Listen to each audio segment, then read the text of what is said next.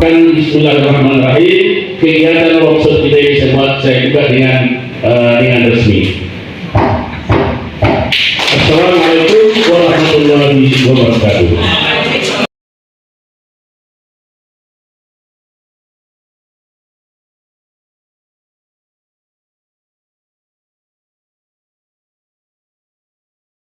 Kawasan bebas sampah untuk 3 kabupaten kota dengan 3 lokasi yang kita ketahui bersama.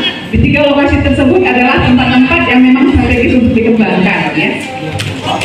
Jadi 3 kawasan sampah di kecamatan itu ada Medan Petisah sebagai tempat percontohan, kemudian yang kedua adalah Medan Labuhan dan Medan Deli, serta 3 pasar yang dilaksanakan untuk penimbunan sampahnya dikelola dengan baik, yang sudah dijalankan oleh Bapak Bobi. Diantaranya adalah Pasar Induk Lauci di Medan, Tuntungan, kemudian yang kedua adalah Pasar Bakti, dan yang terakhir adalah Pasar Sentosa Baru.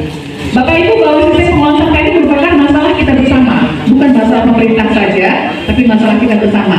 Karena setiap hari kita menghasilkan sampah, terutama di dalam rumah tangga kita. Maka sistem pengelolaan sampah, baik itu dari open dumping menjadi sanitary landfill, ya. Jadi pembuangan TPS yang dilaksanakan di beberapa tempat itu sekarang sedang dilakukan, termasuk TPS 3R, ya. Nanti hari ini mungkin akan ditekankan oleh narasumber ketiga kita nanti bagaimana penggunaan reuse, recycle, dan reuse nantinya dalam proses ini. Kemudian penerapan teknologi aluminium, ya, beberapa tempat yang dilakukan di beberapa negara, termasuk di Tokyo, di Selandia Baru, dan lain sebagainya, itu bisa kita adopsi ke Indonesia.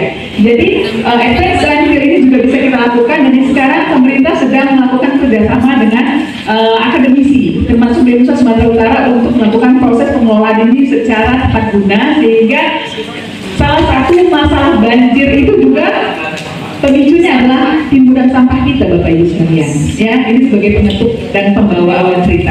Jadi dalam hal ini TPA yang ada di Terjun sudah overweight untuk kelebihan untuk penampungan sampah. Sekarang dipindahkan ke Tadukan Raga yang ada di Deli Serdang.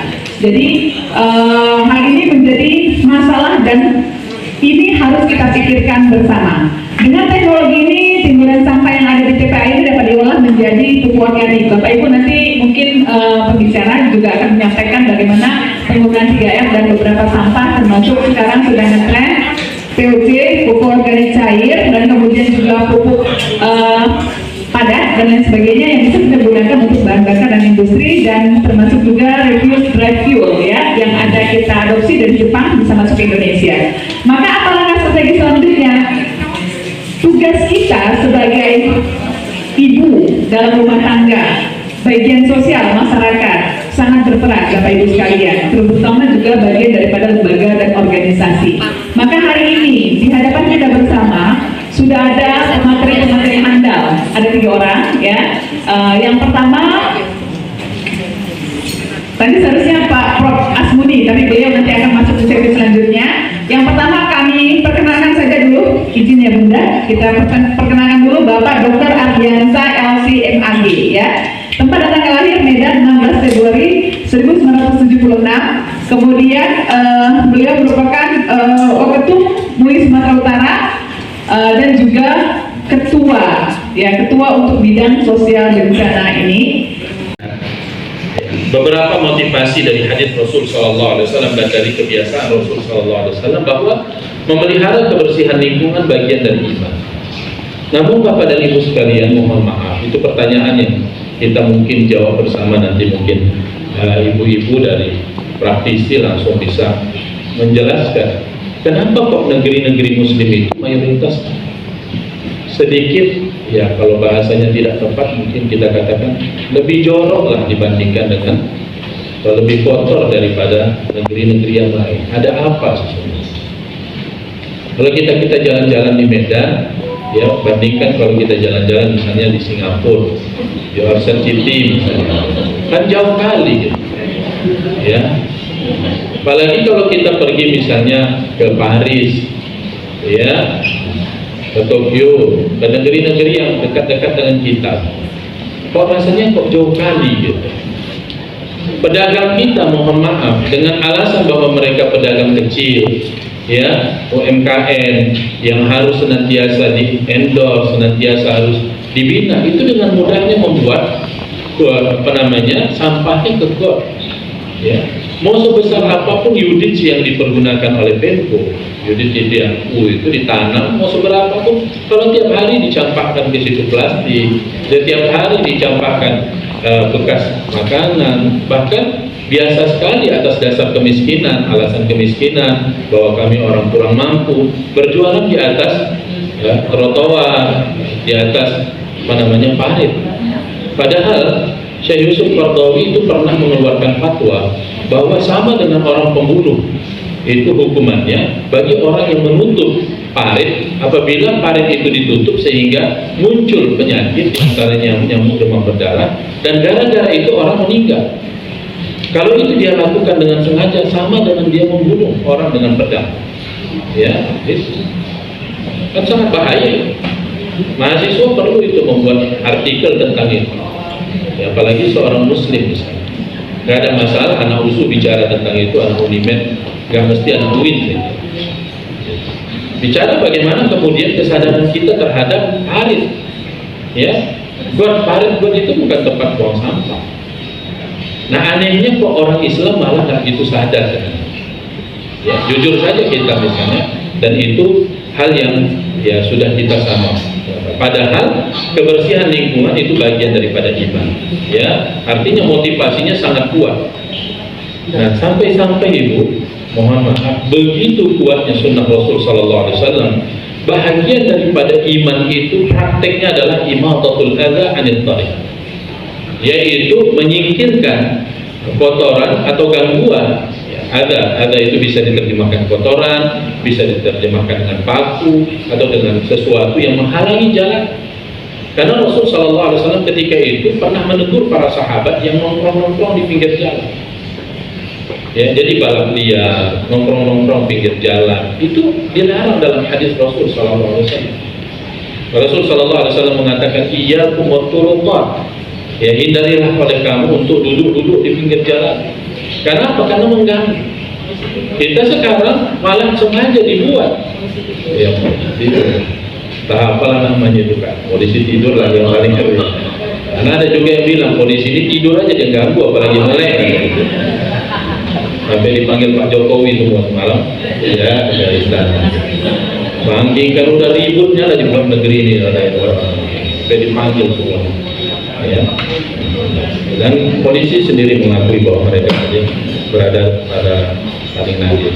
Jadi ya, imatatul adza anil thariq. Mohon maaf Ibu, kita menjumpai terkadang sengaja ditaruhnya tong di depan rumahnya itu, atau ditaruhnya batu sehingga orang payah muter, dia sendiri pun payah muter. Nah, jadi di mana letak imannya? Jadi kata Rasul Sallallahu Alaihi Wasallam, iman itu terdiri dari 79 atau 69 cabang. Maka paling utamanya adalah mengucapkan la ilaha illallah. Banyak hadis Rasul Sallallahu Alaihi Wasallam mengatakan afdhalul dzikri la ilaha. Ya, dan yang paling rendah ini berarti bukan rendah, tapi kesempurnaan keimanan yang 69 itu kalau diurutkan, maka di antara penutupnya itu adalah menyingkirkan kotoran atau gangguan dari jalan. Dan rasa malu adalah sebahagian daripada iman. Wal haya'u syu'batun minal iman. Jadi subhanallah, kalau ini kita pahamkan bagaimana ya memberikan pengaruh pasti lebih besar. Makanya dalam hal ini konsep Rasul Sallallahu Alaihi Wasallam adalah sederhana, mungkin bisa menjadi semboyan juga bagi sospek, yaitu ibadah binafsi. Mulai dari diri sendiri, kebersihan itu dari diri sendiri. Saya pernah melihat, ya tapi ini cerita-cerita jalan-jalan ke luar negeri. Jadi ada seorang bapak-bapak, udah tua lah kita bilang, dan usia tak muda lagi. Itu tas nampaklah kalau beliau itu orang yang berpendidikan, memiliki, dan dia merokok. Karena merokoknya itu di tempat yang kira-kira tempat terbuka, kita tahu kan kalau di sana itu kan merokok itu ada tempat. Tapi yang menariknya, Saya ketika itu kebetulan duduk di sampingnya, ada seperti taman gitu, duduk di samping. Bapak itu mau buka tasnya, saya pikir ngapain pula dia di sana. Rupanya di dalam tasnya itu ada asbak. Jadi dia merokok, ya, apa namanya itu, untuk rokoknya itu ditaruhnya. Karena merokok ini Bapak dan Ibu sekalian nggak bisa dilarang, karena dia berkaitan dengan attitude, berkaitan dengan kepribadian. Orang yang paling merokok itu orang yang paling sembrono hidupnya pasti. Kenapa? Dia merokok di rumah orang, enak aja dia buang ke lantai, buang gitu. Kadang dicampakkan yang bawah di pijaknya. Ya. Jadi kalau kita larang masalah dengan kesehatan, nggak laku sama orang itu. Ya, dia bilang banyak orang yang merokok, ustaz-ustaz lebih banyak yang merokok yang panjang umurnya daripada yang nggak merokok. Ya. Memang betul, bro. Kadang-kadang yang merokok itu panjang umur, dia nggak merokok. Jadi nggak laku kalau kita bicara dengan perokok itu bicara tentang kesehatan. Apalagi bicara tentang halal dan haram sama mereka. Ya bukan berarti kita menghalalkan, tidak. Ya, kita bicara tentang halal haram.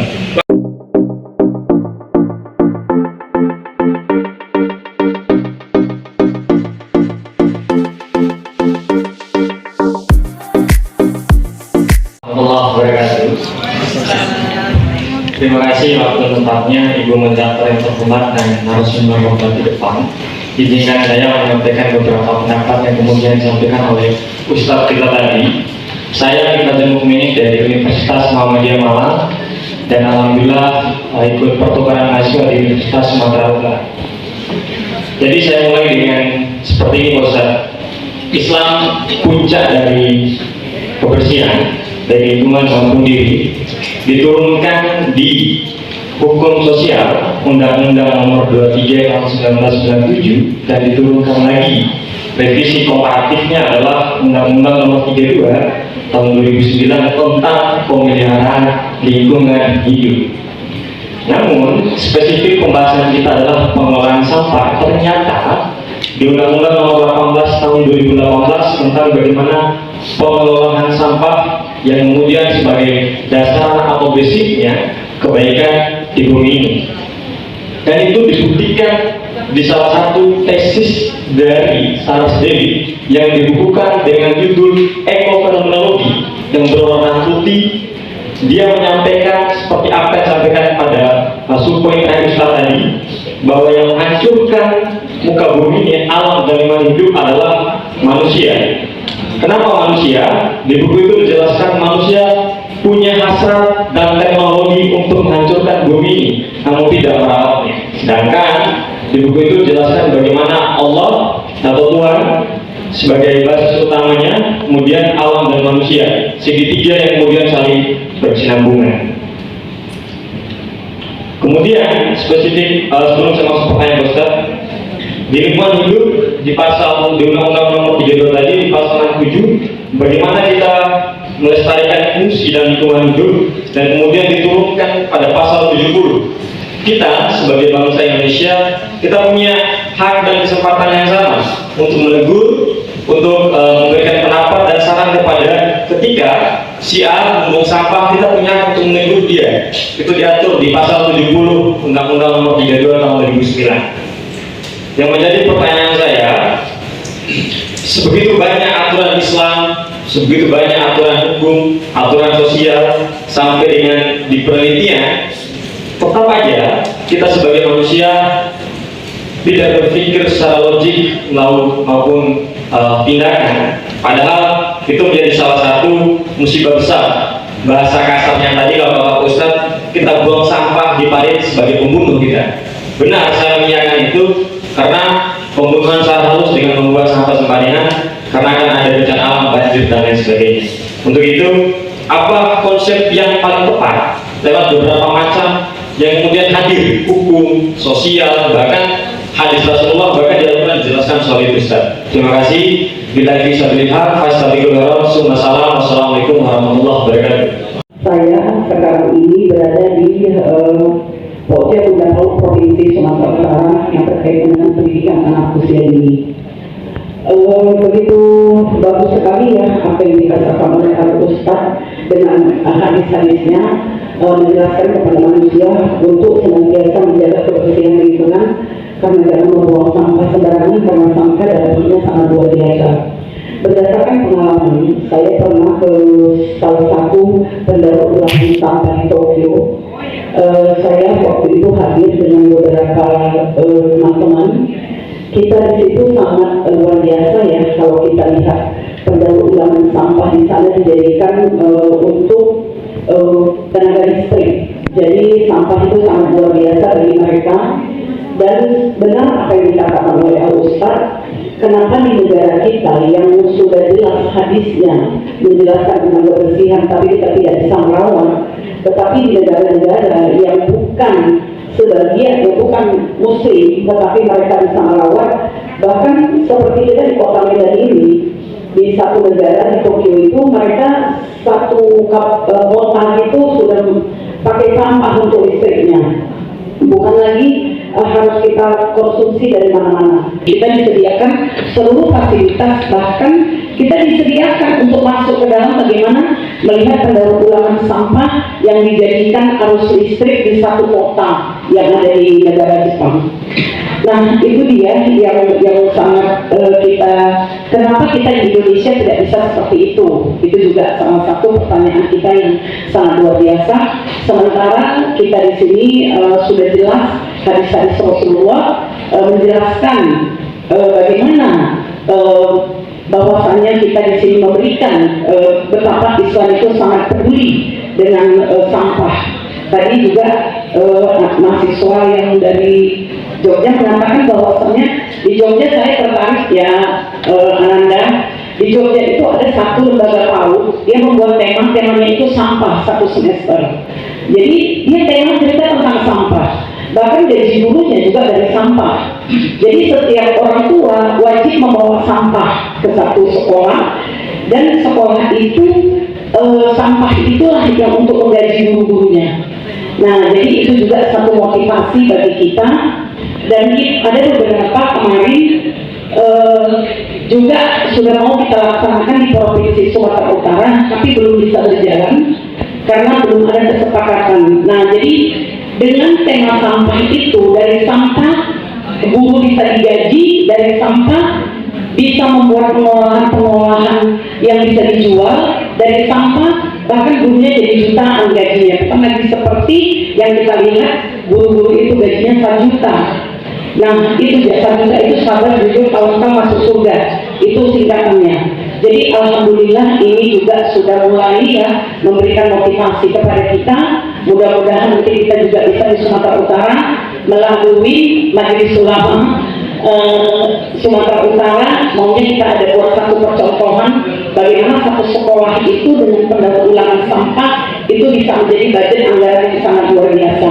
Terima kasih. Assalamualaikum warahmatullahi wabarakatuh.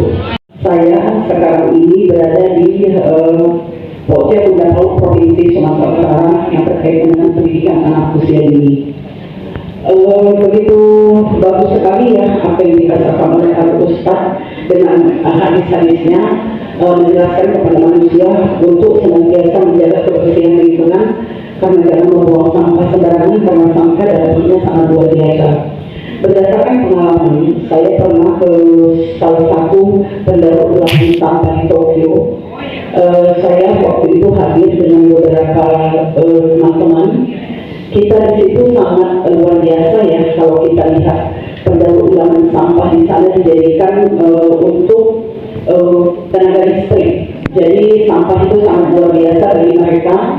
Dan benar apa yang dikatakan oleh Al-Ustaz, kenapa di negara kita yang sudah jelas hadisnya menjelaskan tentang kebersihan tapi kita tidak bisa merawat, tetapi di negara-negara yang bukan sebagian yang bukan muslim tetapi mereka bisa merawat, bahkan seperti kita di kota Medan ini, di satu negara di Tokyo itu mereka satu kota itu sudah pakai sampah untuk listriknya, bukan lagi harus kita konsumsi dari mana-mana. Kita disediakan seluruh fasilitas, bahkan kita disediakan untuk masuk ke dalam bagaimana melihat pendaur ulangan sampah yang dijadikan arus listrik di satu kota yang ada di negara Jepang.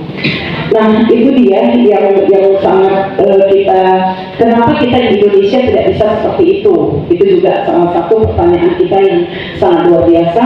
Sementara kita di sini sudah jelas hadis-hadis Rasulullah menjelaskan bagaimana bahwasannya kita di sini memberikan betapa Islam itu sangat peduli dengan sampah. Tadi juga mahasiswa yang dari Jogja mengatakan bahwasannya di Jogja, saya tertarik ya Ananda, di Jogja itu ada satu lembaga PAUD, dia membuat temanya itu sampah satu semester. Jadi dia tema cerita tentang sampah, bahkan gaji gurunya juga dari sampah. Jadi setiap orang tua wajib membawa sampah ke satu sekolah, dan sekolah itu sampah itulah yang untuk menggaji guru-gurunya. Nah, jadi itu juga satu motivasi bagi kita. Dan ada beberapa kemarin juga sudah mau kita laksanakan di Provinsi Sumatera Utara, tapi belum bisa berjalan karena belum ada kesepakatan. Nah, jadi dengan tema sampah itu, dari sampah guru bisa digaji, dari sampah bisa membuat pengolahan yang bisa dijual, dari sampah bahkan gurunya jadi jutaan gajinya, bukan lagi seperti yang kita lihat guru-guru itu gajinya 1 juta. Nah, itu jasa juta itu sahabat jujur kalau kita masuk surga, itu singkatannya. Jadi alhamdulillah ini juga sudah mulai ya memberikan motivasi kepada kita. Mudah-mudahan nanti kita juga bisa di Sumatera Utara melalui Majelis Ulama Sumatera Utara, maunya kita ada buat satu percontohan bagaimana satu sekolah itu dengan pendaur-ulangan sampah itu bisa menjadi budget anggaran yang sangat luar biasa. Terima kasih. Assalamualaikum warahmatullahi wabarakatuh. Padahal undang-undangnya itu sudah dibuat sedemikian rupa ya Pak, ya kan? Dia dianggap sebagai kejahatan luar biasa. Ya. Coba Anda bandingkan dengan penegakan hukum terhadap pengerusakan lingkungan.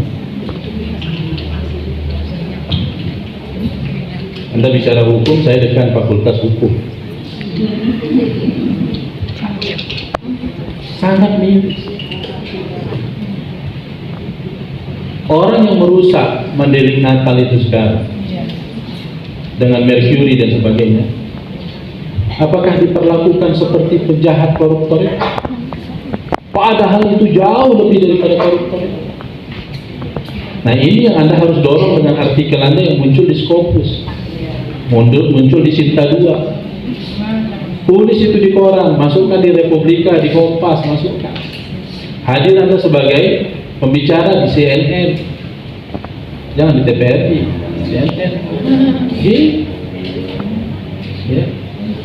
Minta ibu-ibu sospen ini sebagai pelaku praktisinya mendampingi supaya apa yang Anda omongkan itu benar. Kalau kita cakapnya bahwa menegur, tempeleng muncul kita gara-gara kita negur ya kata orang Medan. Ada orang merokok, bang, buang sampah di tempatnya lah bang. Rokoknya aku yang beli, mau apa kau? Kalau di Medan kayak gitu, jangan dilarang-larang. Ayah kalau nggak ada penegakan hukumnya itu nggak serius kita, nggak ada cerita. Mengapa saya katakan tadi saya berbicara dari mohon maaf, Kanum. Jadi kenapa saya katakan kita berbicara tadi mohon maaf dari kaki 5? Ada psikologis orang miskin, mohon maaf, dia selalu ingin untuk di-endorse dan dibenarkan apa saja yang dia buat salah. Gak bisa gitu dong.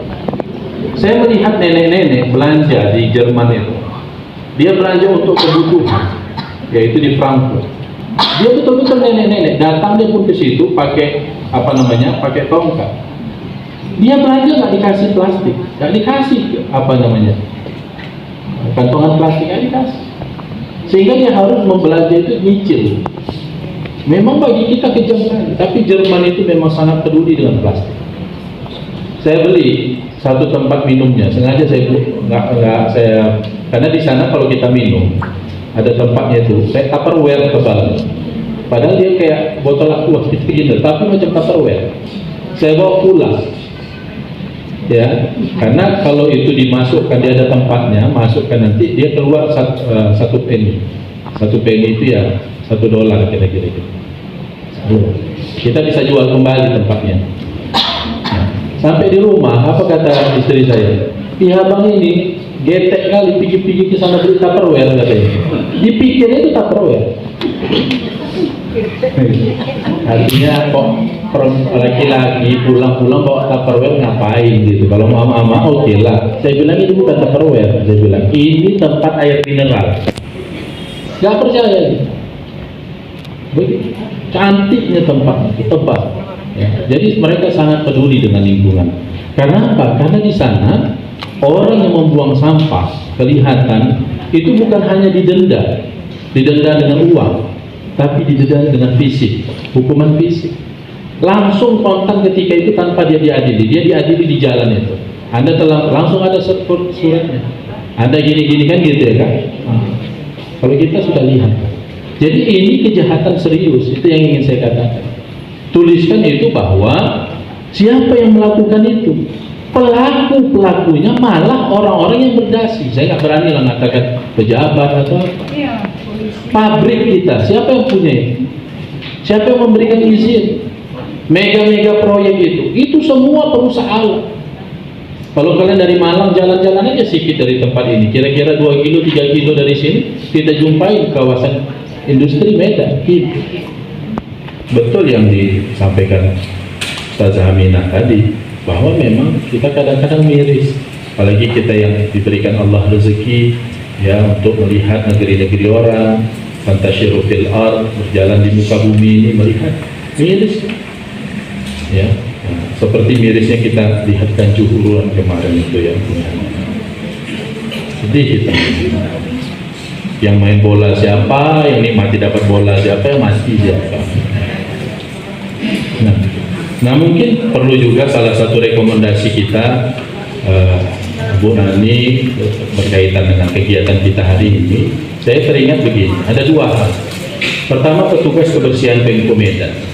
Mungkin kita bisa berikan masukan. Kalau nyapu itu jangan pas pagi-pagi. Ya, nyapu itu katakanlah jam 4 subuh.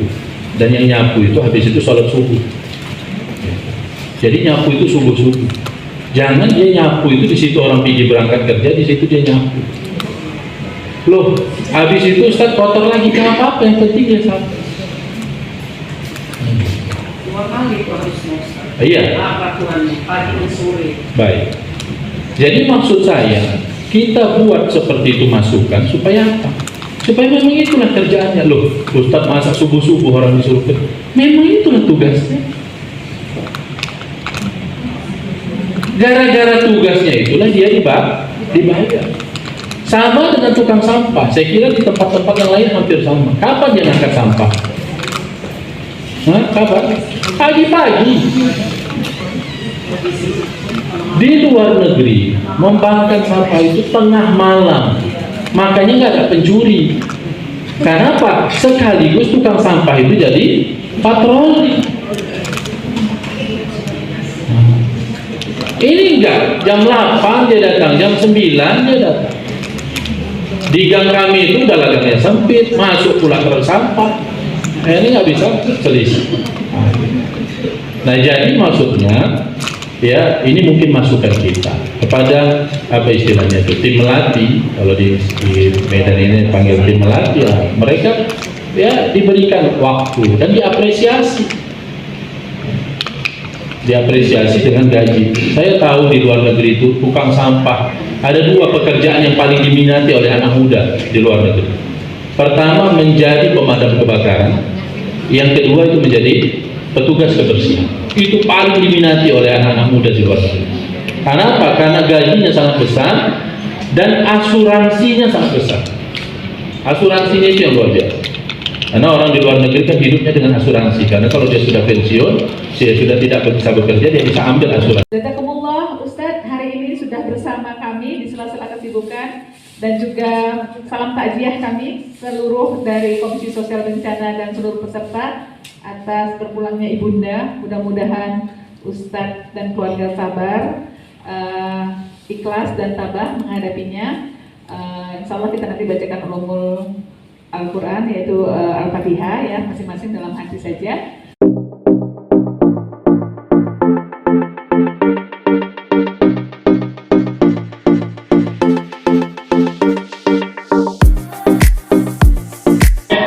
Jadi kalau kita berbicara sampah itu nggak ada habis-habisnya. Ibu-ibu ini adalah produsen sampah ya. Nah, aku nggak mau pajak itu dibawa, sampah itu bahasa Medan aja, pajak dibawa pulang sampah mulu. Nah, kali ini saya akan nggak usah kenal-kenalan lagi, saya panggil aja saya dengan Bu Ainun karena ngejar waktu. Saya kalau nggak pilih digital itu kan, aduh saya kali rasanya karena susah kali ketemu saya ini susah, bukan artinya saya sok-sok anu gitu, tapi memang betul saya itu sibuk. Nah, kali ini kita manfaatkan ini di kota ini, kita manfaatkan kemudian buahnya ini bukan untuk botol aquanya itu kita manfaatkan juga. Dan kali ini ya, kemudian ini bungkus buah nih, karena saya nyari tadi itu perairan yang berada sedikit itu bisa. Nah ini styrofoam nih, ratusan tahun baru terurai. Nah kemudian ini bungkus kopi ataupun minuman lain. Ini saya pakai bungkus susu, ini bisa dibuat. Nah seperti ini untuk mandi kulkas, ini untuk wedding souvenir bisa untuk pernikahan ataupun lain. Jadi kan bagus kan kalau masih kulkas kemudian Harus ini, pada beli ya Bu ya? ini styrofoam ini dijadikan anak-anak remaja cewek masuk bikin mahal, bikin sendiri dari sampah sama botol. Saya membuat sampah ini dari 2007 Bu, lama sekali kan? Saya udah 12 tahun, 13 tahun dengan suami. Saya insya Allah mendidik anak saya dari sampah Bu, pemulung, rangkap bosot. Jadi sebenarnya kata Pak Ustadz tadi, udah masanya kita ini sekarang tapi nggak bisa Bu. Sampahnya luar biasa, ada sedikit ilmu di dada. Sementara kita berbagi kan gitu kan. Insya Allah dari sampah ini Bu, umroh saya dari sini, haji saya tapi berangkat Bu, akan berangkat dengan kopi. Nggak mungkin sampai tahun depan. Jadi insya Allah kalau kita mau mengelola sampah ini seperti dikatakan Pak Ustadz tadi, sampah Allah mengasih nilai, jangan pernah khawatir. Tanpa diduganya rezekinya. Ya, saya dia aja di rumah mengolah sampah, kalau di telepon. Lihat Bu, katanya PC ya Bu, lihat sampah-sampahnya. Saya bilang begitu dia.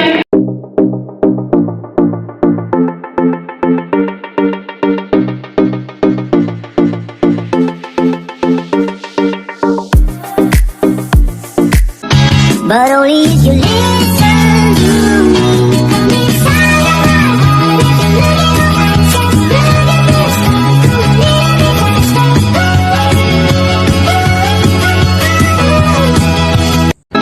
But only if you listen.